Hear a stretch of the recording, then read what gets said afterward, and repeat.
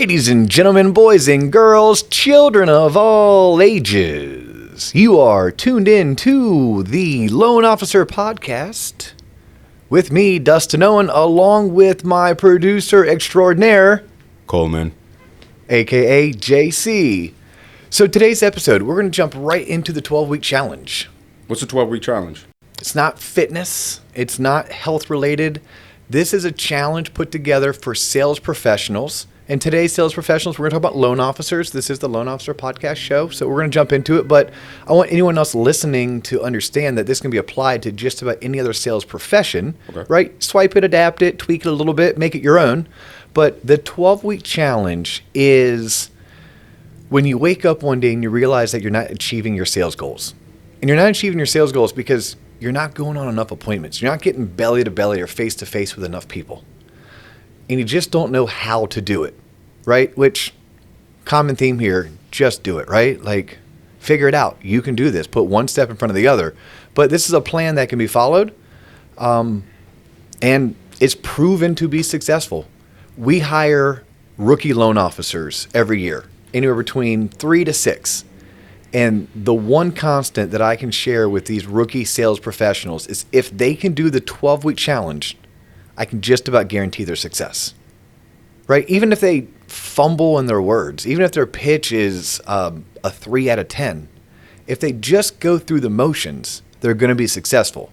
Right now, the better they get at their pitch, the better they get with their scripts, then obviously the more success they're going to see. Their conversion ratios are going to go up, their closings are going to go up, therefore their income is going to go up, therefore their savings should be going up, and therefore the amount of money that they can invest back into their community through via tithing or donations could also go up, right? So 12 weeks is, what's that, 12 times 5? 3 months? 60 days, 3 months. Yeah. Yeah, 60 working days, right? Okay. Assuming we're taking Saturday and Sunday off. Okay. When I did this back in the day, we didn't have email at the level that email is today. So I actually did this originally utilizing snail mail, right? That's how old this is. And it's proven it still works today. What I want people to do is first and foremost create a list of targets. Targets are individuals or companies that you're going to call on, that you're going to solicit for a meeting. The sole purpose of the 12-week challenge is to get face-to-face with people, to build a relationship, let them understand what your services are and how you can benefit their business, learn about their business so that you can make sure your services mirror and match what it is that they're trying to accomplish so you can bring a thing of value to them, right? So that's first and foremost what we're trying to achieve. So people ask, well, how do you find the list? The answer? You want to know the answer? I would love to. Google. I mean, at the end of the day, Google anything. Like literally, I got a phone call yesterday. I'm gonna go off topic for a second. Ex-colleague of mine lives up in Tallahassee, Florida. He's like, man, I remember when we worked together, you used to send us like memes for our birthday, and it's so thoughtful and it's so impactful. Like, what'd you use? And I was at the dry cleaner on my lunch break, and I just shot him back a quick text. I'm like, Google. He's like quick to reply. He's like, I don't get it. I'm like, Google. He's like, no, but what meme creator? Google. Yeah, I'm like, bro, I'm not that smart. Like, I'm not creative like that. I go into Google, and this guy's name is Josh. What up, Josh Keller? Guaranteed rate in the house. Well, not in the house because he's up in Tallahassee, but that's where Josh works. And anyhow, I tell him, I'm like, go to your computer right now and type in funny birthday Josh and click images. He's like, wow, that easy? I'm like, yeah, that easy. So guys, 12-week challenge. I'm going to end this. And you're going to be like, wow, that easy? I'm like, yeah, it's pretty much that easy. So the target list, create one. If you don't already know who your targets are, then go to Google, right? As a loan officer, I literally went and typed in Keller Williams Winter Springs. Once I found the Keller Williams office, I saw a roster. I printed that roster. I figured every single one of those people are realtors. I should know them. They should know me, right? A better trick or tip would be to reach out to your current circle of influence in your sphere and let them know what you're trying to accomplish. Hey, look, in order for me to achieve my goals, John, this year, I've recognized that I need to get face-to-face with more real estate agents. If you were to buy or sell a home right now, John, who would you call?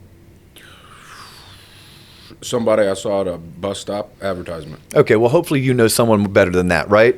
But let's say you didn't. Okay, well, hey, man, it was great talking to you. I appreciate it. Next, and move on. But like, hopefully, whether it's a title agent, an insurance agent, sometimes it's the realtors you're already working with, right? Like I can say if you're a realtor, John, that I'm already in a business relationship with, meaning you're referring me home buyers, I'm doing their financing, I can ask you like, hey, John, who do you look up to in your office? Right? Mm-hmm. Or I can say like, who's your mentor? Who do you look up to? Or I could say, let's say you are that kind of top dog, big dog in your office. I could say, John, who's the rising star in your office? Right? So there's a way, if we just do it, if we just put one foot in front of the other, we can create a list of realtors that we're going to call. Because that's the first question whenever I introduce the 12-week challenge to people, like, well, I don't know who to call. I'm like, well, come on, let's put a little effort into it. It's not that hard. We can start with Google. We can start with your circle of influence. If you want to get real creative, let's go to that Facebooky thing, right? And let's just throw a little comment, suggestion, post out there, right? If I were to buy a house today, who should I call? Question mark. Click, submit, post. See who answers. Ding, ding, ding, ding, ding. Yep. Every one of your friends or your ex-colleagues or neighbors, they're going to have somebody. They're going to be tagging them. Okay. Look, you might even not be looking to sell your house. You might not be looking to buy another home. But you just posed a question. If I were to, who should I call? Right? There you go. There's a list. That's something to start from. If John replied to my post with Mary, then I can now call Mary, say, hey, Mary, this is Dustin at Waterstone Mortgage. I got your name and number from John. And then I can go right into my script, right? So the 12-week challenge, first and foremost, you need a list of people you're going to call on. And what you're going to do is you're not going to call all 100, right? You need 100 on that list. If you think about it, you're doing 12 calls a day for like the next 60 days, you need a big list. Mm-hmm. But what you're going to do is, let's say you start this on a Monday. You on Monday are first going to email 12. So it's a 12-week challenge and everything we're doing is in 12s. On Monday, you're going to email them. And you're like, well, what do I say in my email? Spit the truth, right? Tell them, this is who I am. This is what I'm trying to accomplish. Do you want to meet? Or this is who I am. This is what I'm trying to accomplish. I'm going to be calling you on Wednesday to meet. I'll give you more in depth what I'm trying to go with here. This is via text. Hi, John. My name is Dustin Owen. I received your name and number from Mary Smith. The reason why I'm reaching out to you is because I've recognized in order for me to achieve my personal business goals, I need to help 3 more realtors in my local market achieve their goals in 2020. I'm going to be calling you on Wednesday to schedule a time for us to meet. Click send. Now, the reason why I'm telling them that A, there's a reason why I'm emailing them, and then B, there's a reason why I'm telling them I want to call them on Wednesday. The reason why I'm emailing them is because on Wednesday, I need a reason to call. Like, I like to have a reason to call. So my reason to call is, hey, John, did you get my email? You're probably going to be like, no. Hey, no worries. I probably got caught in your spam. The reason why I'm calling is because I was trying to schedule an appointment with you. Right? I mean, so the reason for the email is just to give you a reason to call. The reason why I'm going to specify that I'm calling you on Wednesday is because that's how I hold myself accountable. Like, I don't know about the audience. I don't know about you individually. But me personally, one of my biggest fears, besides not being liked, is letting people down. They kind of go hand in hand, right? Feel fear of failure, fear of letting people down. So if I tell you something, even if it's in an email that you're probably not going to read, I don't know that for certain, so I'm going to have to call. So I'm holding myself accountable. So essentially, over 12 weeks, you're going to send 12 emails a day. You're going to make 12 phone calls a day for the sole purpose of having one-on-one interaction. We call them belly-to-bellies or face-to-faces. And it's a numbers game. So you do this, right? You do your email. And by the way, when you do the email, be personal. Like, people do business with people they like. So make yourself likable, right? Open yourself up. By opening yourself up, let them know something about you personally, your family. I've been living in this market for so many years. My kids go to this school. I'm trying to make Achievers Club, but I can't make Achievers Club unless I help 5 more realtors achieve their goals. You may be pushing a particular product or program, or you have a special that you want to make them aware of.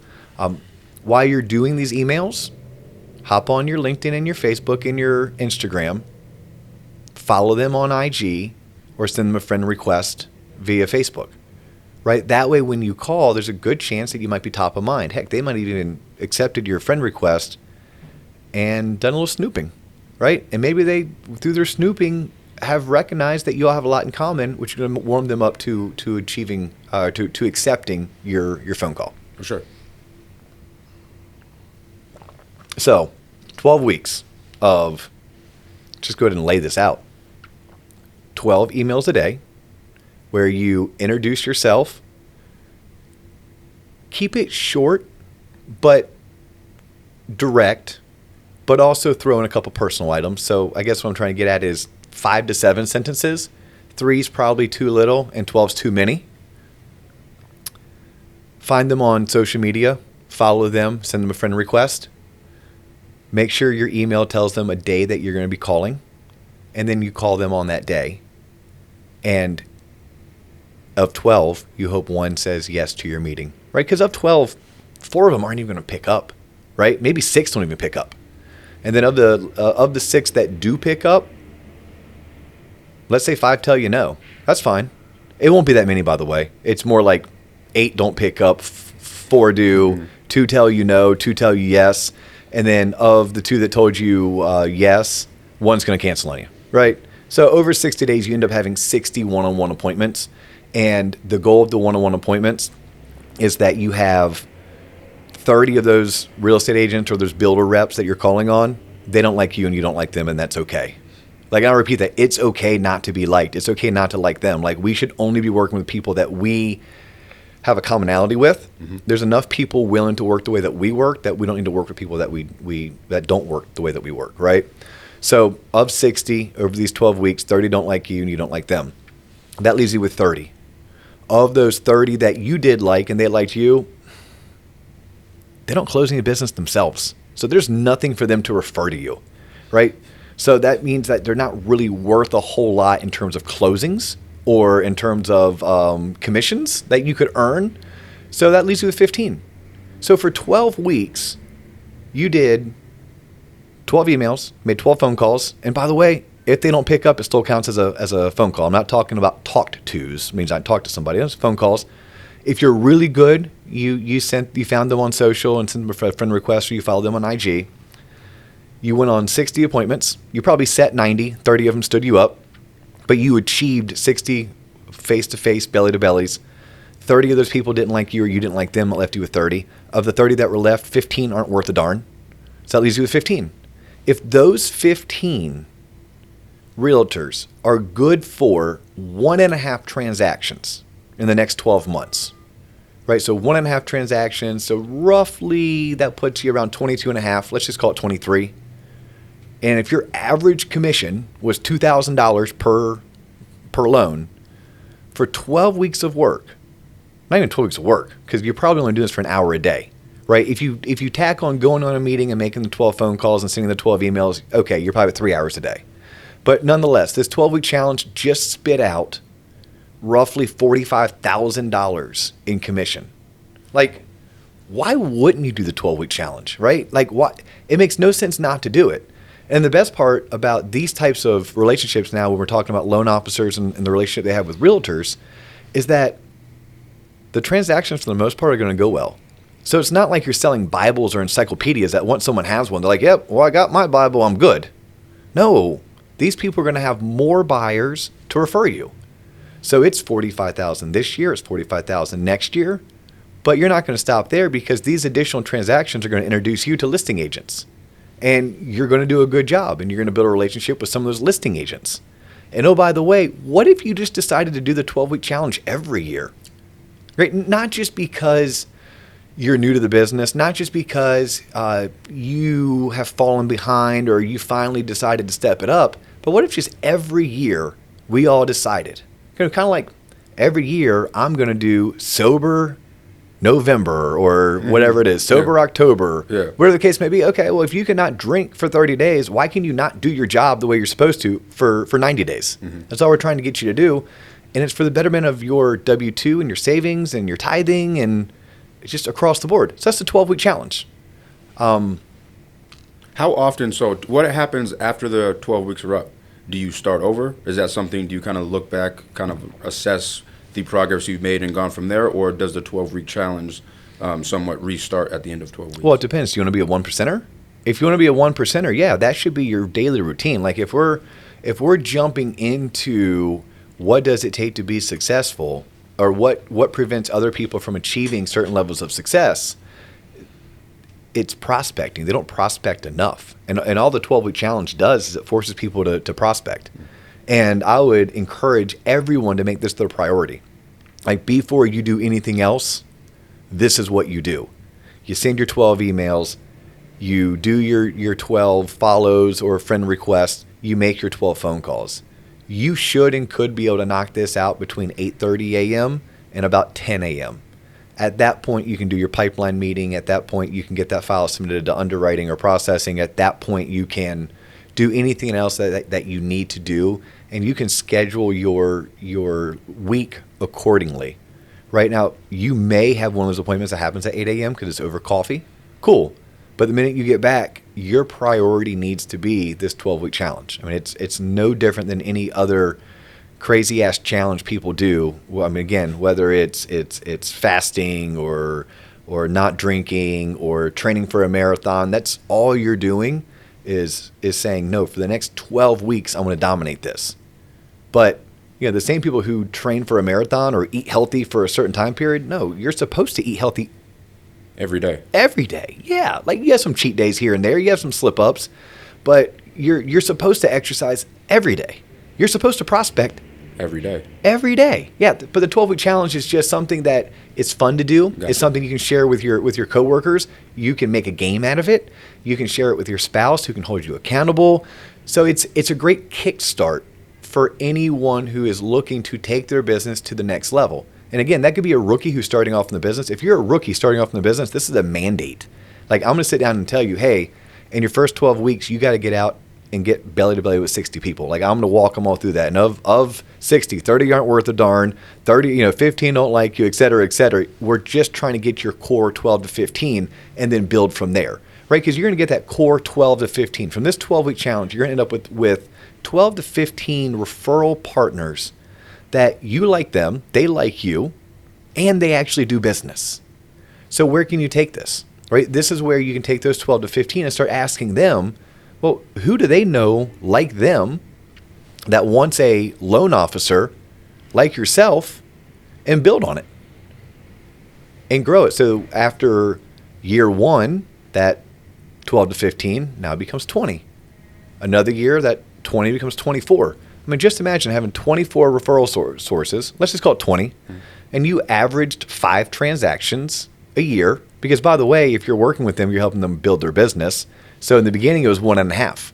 But by year 3, you're probably doing 5. You have 20 relationships you have to manage for 100 transactions. In this business, if you're doing 100 transactions, for most companies, you're probably bringing home about $250,000 of a year in income. That's W-2 income. So very doable.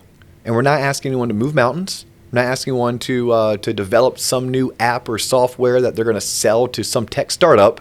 Nope. This is just getting up every morning, coming into the office, sending 12 emails, letting people know that, hey, this is who I am. This is what I want to accomplish. I'm going to call you in 2 days so we can get face-to-face to talk about it.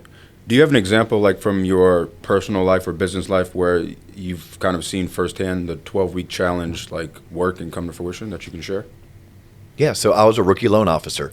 And by the way, I think the 12-week challenge very well may have derived off of something that was originally taught by Todd Duncan. So here I am, a 24, 25-year-old rookie loan officer, and a friend of a friend went to a seminar. And he comes back from the seminar and he tells me about this 12-week challenge, right? So I was like, all right, well, here I am, a rookie loan officer. My 2 best friends live at home with mom and dad. I don't really have a network. Like, I worked professionally in Atlanta, Georgia, and West Palm Beach, Florida. I'm now living in Orlando, Florida. It's a 2.5-hour drive. So anyone I knew professionally in West Palm or Atlanta, I wasn't networking with them to try to leverage relationships. Right.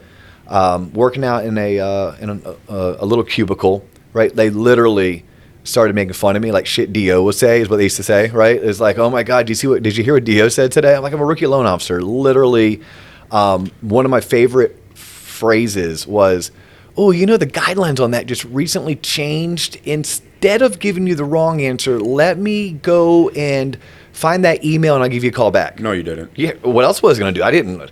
I don't know. Like that was what I wanted to say. Hey, I don't know. So firsthand experience, I did this. Like I went from a 24 to 25-year-old kid with zero network in Orlando, Florida. Like the people I should be able to rely on to hook me up can't even figure out how to get out of mom and dad's house, right? Let alone, did they know people who were looking to buy houses or had friends that were in real estate or friends that were home builders. So I just picked up the phone and I went to Google and I had at the time, it was like Prudential and it was Coldwell Banker and Remax and Keller Williams. And what I did do is I picked a specific geographic location. Right, so I picked the cities of Winter Springs and Oviedo. And I'm like, well, I'm going to pick these 5 offices. I'm going to print out all of their rosters. And I was going to call 3 from Weichert, 3 from Remax, 3 from Prudential, 3 from Keller Williams, 3 from Century 21. Mm-hmm. Because what I didn't want to do back then, we weren't really using cell phones the way we do today. And back then, realtors still went into the office. Today, it'd be way easier. You could call 12 people from Keller Williams because you're calling their cell phone. But back then, I was calling the receptionist. And I didn't want the receptionist to hear me calling her 12 times in a row. So I just picked 3 and I would rotate them through. So I would call at 1:05 to Weichert, but I wouldn't call back to Weichert until 1:15 p.m. because I had to call one person from Keller, one person from Century 21, et cetera, et cetera.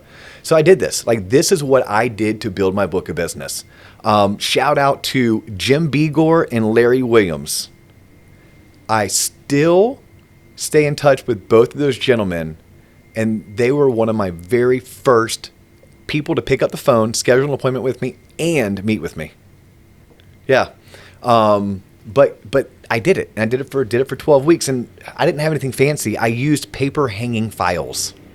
That's how I kept myself organized. One of those waterfall metal organizers that you put manila folders in, mm-hmm. And I had the roster in each folder. And again, I told you I was doing like letters. I had a templated letter. I'd print it out. I'd hand sign it, stuff it, mail it off. And I just kept track of if I sent this group of mailers on Monday, I knew I had to call them on Friday. Now, today's day and age, we're sending emails, so I don't have to wait till Friday. I can send an email, give the person 36 hours to read it, then I can call them. Correct.